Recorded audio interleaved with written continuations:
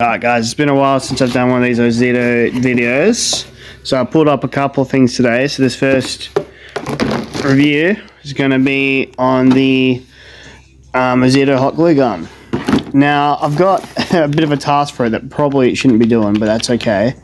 We're going to be doing a quick little repair on my car today. So in the box you get a little spanner to change out the head. It's like a little bit of a wider nozzle. I wonder if that's going to be better for the job that we're doing.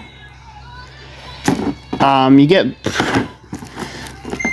pretty much a lifetime supply of bloody hot glue. And yeah, for 50 bucks, let's see how it goes. I know corded hot glue guns are very ridiculously cheap. So I feel like this one should be a little bit better. And yeah, I've been using some corded ones that I've got for free just for a couple of eBay packages, and they've been okay.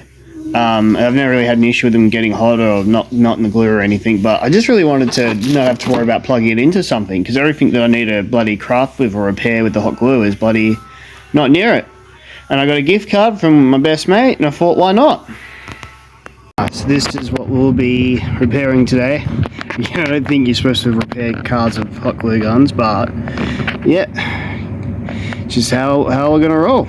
Let's see how we go. I have tried already with the eBay gun that came with my dent pull kit.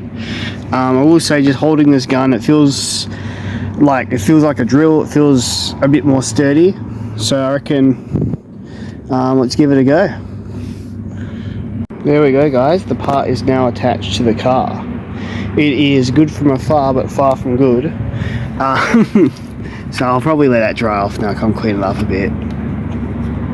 But yeah, I'm pretty happy with that. The grip's good, heats up quickly. Yeah, no complaints. A little bit of an expensive heat gun at 50 bucks, but honestly, I didn't have to run an extension cord out the front, and that's worth it to me. So yeah, I'd say 5 out of 5.